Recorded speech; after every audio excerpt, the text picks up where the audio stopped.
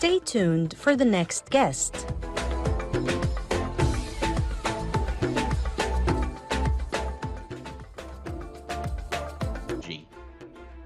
The performance management system links individuals to the goals of the organization and is critical to development of human capital of employees.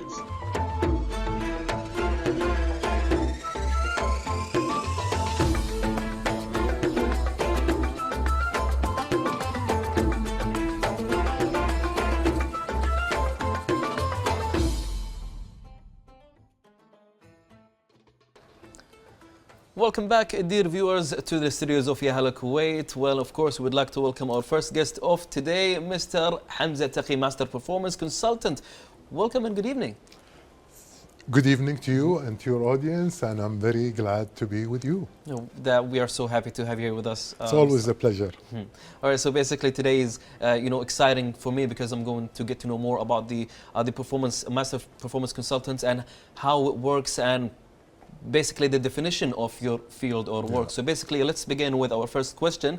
To be clear, how do you define master performance in the context of organizational success? Basically, any organization, they would like to increase their revenue and decrease their cost. So they have the ROI high to have a good return on investment for their investors. So it's always the goal for any organization or any entity to succeed and to reach the goals, the desired goals that they have. So performance improvement, it has to do with the human improvement. So what we do, basically, we have a model called HPI, and it's used by the big consulting company to take the company from a situation that they are in to the desired goal or the desired situation. For example, you have two, Mohammed and Abdullah. They work in the same organization and they are both in sales. Mohammed comes in the time and leave in time. Abdullah, no, stays longer hours, he comes earlier than the time and he stays longer hours. But what happens that at the end of the year, Mohammed brings $600,000 for the company and Abdullah brings only $250,000. So the behavior of Mohammed, we study the behavior of Mohammed and we watch him and we shadow him somehow and we analyze his behavior and try to teach the behavior for Abdullah because there is a gap to reach where Mohammed is reaching. Well, Mr. Hamza, I don't know, but like in my personal humble opinion, if we're going to be comparing two individuals, isn't that going to be sensitive for one of them maybe? Not really. See, there is always in any organization, there is always a high performance.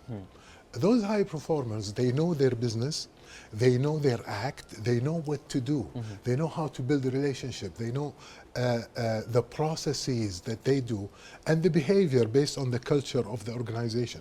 So once you see the gap between, you identify with analyticals, with interviews, with research, you identify the gap between the high performers and the low performers. And then with that gap, you create some sort of intervention and solution. But you have to identify why there is a gap, because you need to go to the root cause analysis and you analyze the right cause. So you put the right solutions and the right intervention. Sometimes it's basically instructional. Sometimes no, it's guiding them or basically changing the process that they are using, starting the day, or even changing their mindset to have a better mindset like the high performance mindset, and hopefully they will achieve and become high performance and achieve the desired goals for the organizations. Well, thank you so much for the detailed answer. I mean, now we get to know, but it's a full analysis and full, a lot of work. A lot of work, it's yes, a lot definitely. Of work, yes. Wow. It's diagnosing, analyzing, and identifying the gap and putting the solution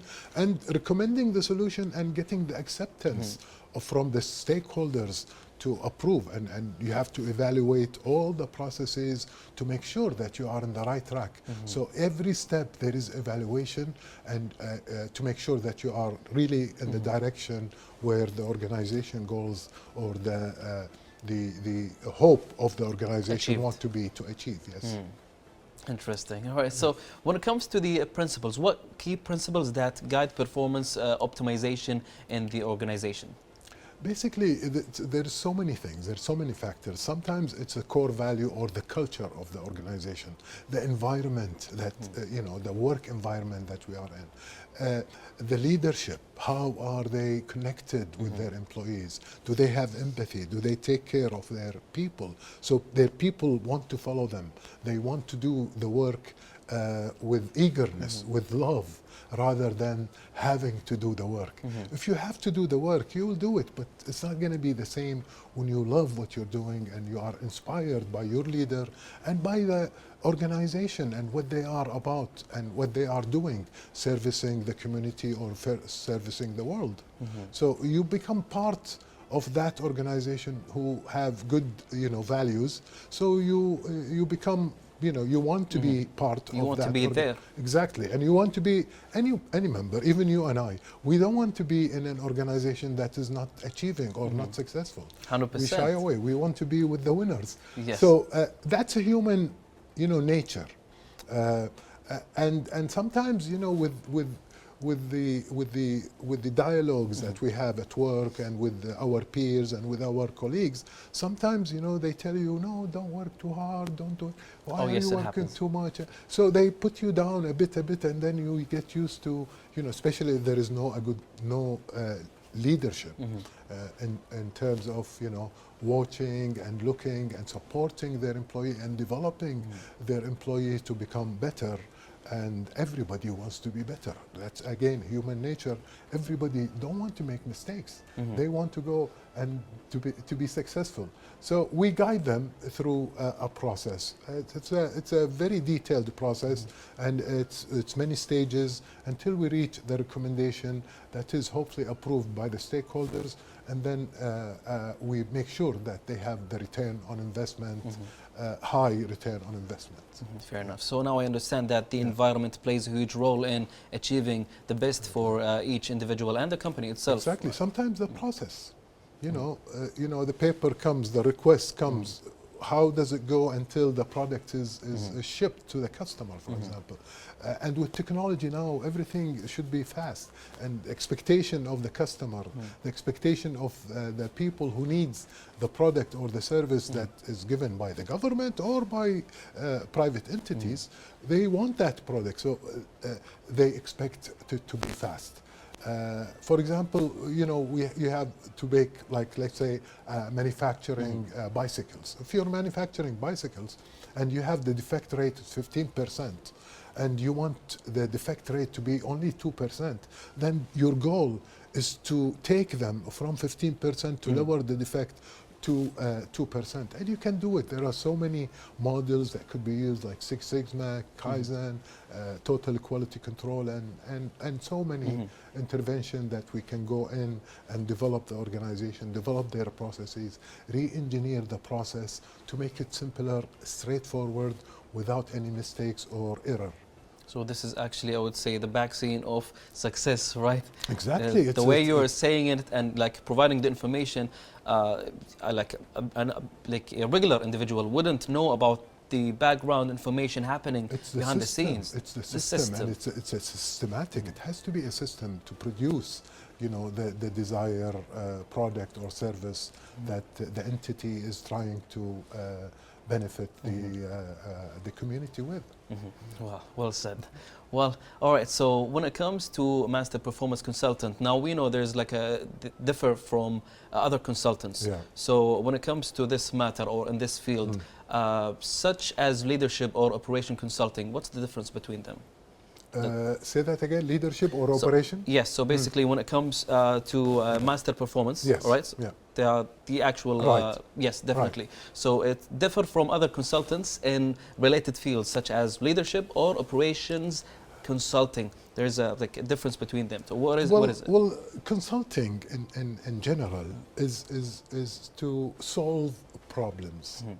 And organizations, sometimes they have an issue. And some organizations, they have their internal consultant.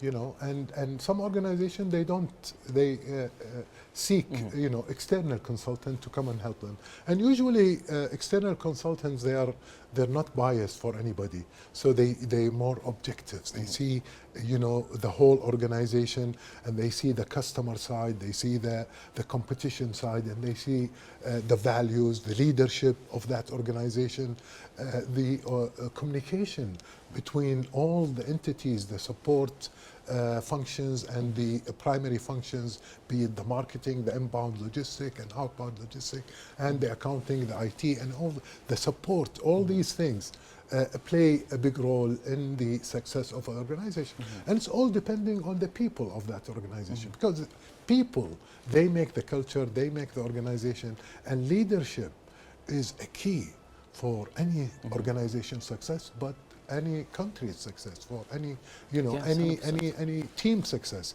It's the leader that plays a big role, because the leader has the vision and has the capability to support and give the resources to the employee that they need to function well and to achieve what the organization want to achieve. 100%, yes, definitely. All right, so Mr. Hamza, what process do you actually follow to assess in organizations like current performance, like within the field itself? Basically, we used to do research and do one-on-one interviews. And we have a set of questions where we plug them in a system, and it gives us a profile about the organization and the people on that organization, especially with their capability. You know, are they capable of doing the work that is assigned to them? But now with the AI and the artificial intelligence, there are a set of assessment that we send all the employees, or all the, let's say, the sample of the employees that we select very carefully, randomly, in a very systematic way, where we send them a survey by email. They click a link and they have a set of a questionnaire, and they answer that questionnaire, and within an hour or so we get a profile, a snapshot about that organization, where they are now and where are the weaknesses that they have, and the strengths that they have, and we focus on the strength, and we try to mitigate the weaknesses that they have and highlight it, and put some intervention, be it instructional like training or workshop, or doing strategic planning, or maybe taking the whole team into an outdoor area where the weather is nice, and they play together, the leader with the individuals, they play games, but team building games with scientifically, you know, done to connect them together, to understand each other, and to live like a family, Yes, and to help each other. That's what I'm about to say, a family. Exactly. It brings them together, and it's back again to the very first thing, the environment, right? Exactly, absolutely. The environment plays a big role, and who put the environment usually is the leader. Well, thank you so much, Mr. Hamza, for providing this information for us today at Yahla Kuwait program. Thank you for having me. Yep, welcome. All right, so dear viewers, stay with us. We will take this very short break, and then we will be back to you with our episode.